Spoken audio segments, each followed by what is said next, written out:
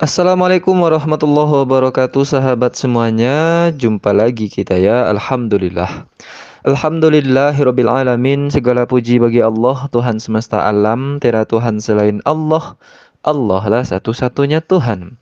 Tuhan yang tiada duanya, duanya saja tidak ada, apalagi tiga. Lalu bagaimana jadinya kalau Tuhan itu dipaksakan tiga? Ya umatnya jadi bodoh dan dungu 100%.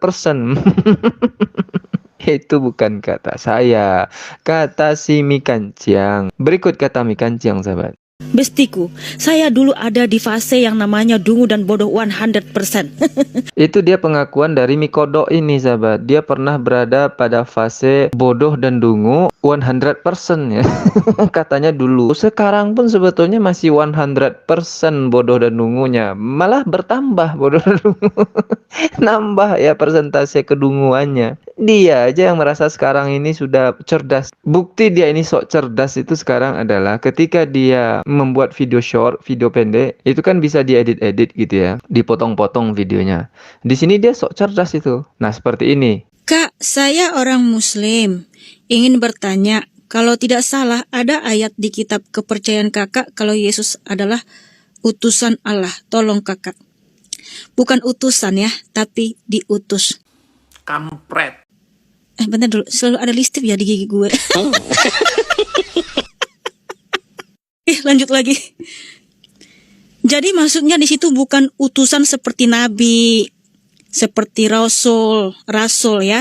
Tetapi Yesus Kristus memang diutus oleh Allah. Artinya Allah itu mengutus dirinya sendiri sebab dia datang dari surga turun ke dunia dalam rupa manusia untuk menyelamatkan kita. Jadi tidak usah heran kalau Allah mengutus dirinya sendiri. Dan Anda pun tidak perlu heran kalau Mi Kampret ini urat sarafnya putus. Katanya Yesus itu bukan utusan, tapi diutus. Kata Udin. Kampret. Iya, kampret. Apa bedanya utusan dengan diutus, kampret? Saya sampai buka kamus bahasa Indonesia ya, sahabat. Nih, ada kata utusan dan diutus ya. Artinya ada 3 di sini. Orang yang disuruh atau ditugasi menyampaikan sesuatu atau menjadi penghubung. 2. Orang yang diutus. Itu utusan. Orang yang diutus, yang ditugasi untuk mewakili dia. Atau dia menjadi duta gitu. Nah, yang ketiga, utusan itu orang yang diutus.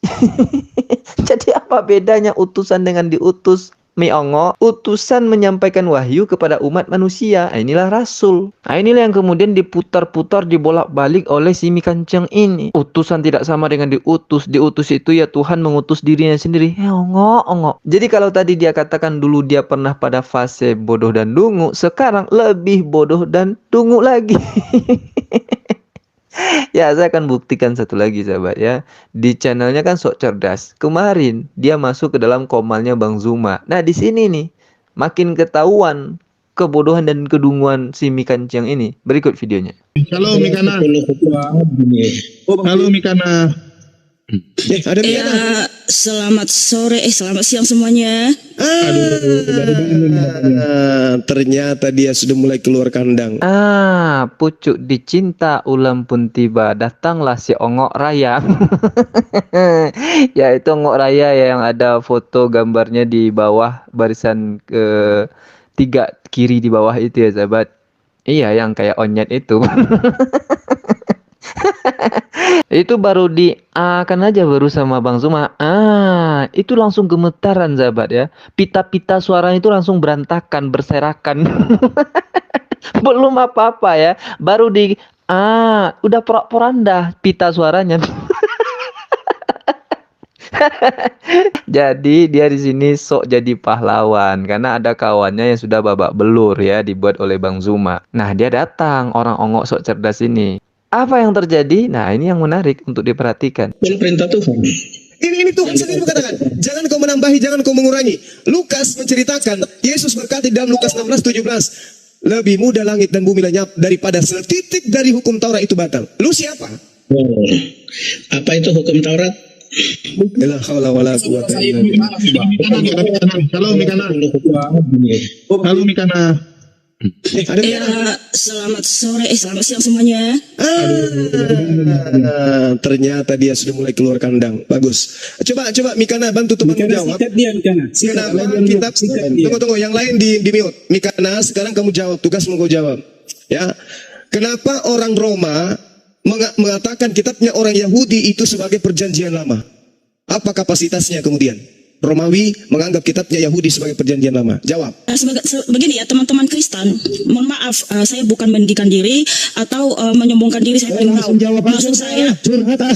Maksud saya Kristen yang awam, jangan naik ke sini kalau nggak bisa jawab. Nah inilah contoh orang ongok itu, diminta jawab malah berorasi dia. Orasinya malah menjatuhkan kawan-kawannya yang lain, debater-debater Kristen yang lain, ya.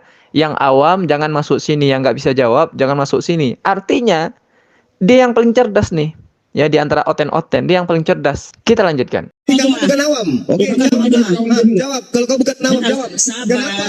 Kenapa Romawi menganggap kitabnya Yahudi itu perjanjian lama? Turunkan semua Kristen, turunkan.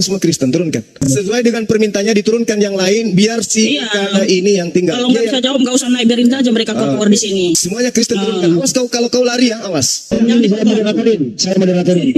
Mikana mau menjawab, coba diulang pertanyaannya. Coba Mikana diulang pertanyaan yang ada. Iya, Bapak saya sudah tahu, saya akan jawab.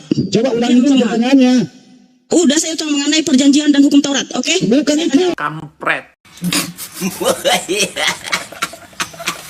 Betul-betul kopla orang ini ya sahabat. Jangankan untuk menjawab pertanyaan Bang Zuma, disuruh untuk mengulangi pertanyaan saja. Kopla betul ya. Nggak bisa dia mengulangi pertanyaan. Nah lalu bagaimana kalau dia menjawab? Bukan itu. Diulang bagaimana? Kenapa orang Roma mengatakan kitabnya orang Yahudi itu sebagai perjanjian lama? Apa kapasitasnya kemudian? Romawi menganggap kitabnya Yahudi sebagai perjanjian lama. Jawab. Oke? Ya, saya mau jawab. Saya mau jawab tentang yang kalian otak-atik Yeremia 31. Ya, saya akan jawab. Di situ Tuhan ya mengatakan dia akan mengadakan perjanjian baru, ya, mengadakan perjanjian dengan menaruh Tauratnya kepada umat manusia. Hukum Taurat itu apa? Hukum Taurat itu ada 113 hukum. Ini gimana coba menjawab? Aduh. Nggak ada umat manusia di situ. Udah dengar dulu. Iya. Ini gimana sih dipotong-potong? Israel dipotong masalah itu. Israel itu. Bukan, kamu yang panik. Kok panik sih? Begini Udah dengar dulu. awam. Sudahlah tidak menjawab pertanyaan, nipu lagi sahabat. Ya, isi Yeremia 31 itu kalau kita baca itu nggak ada umat manusia di sana. Yeremia 31 nomor 31 itu bunyinya seperti ini. Sesungguhnya akan datang waktunya, demikianlah firman Tuhan, aku akan mengadakan perjanjian baru dengan kaum Israel dan kaum Yehuda. Nggak ada umat manusia di situ. Si ongok raya mengubah kaum Israel dan kaum Yehuda itu menjadi umat manusia. Kan bodoh bindongo itu. Nggak 100% lagi, tapi 1000%.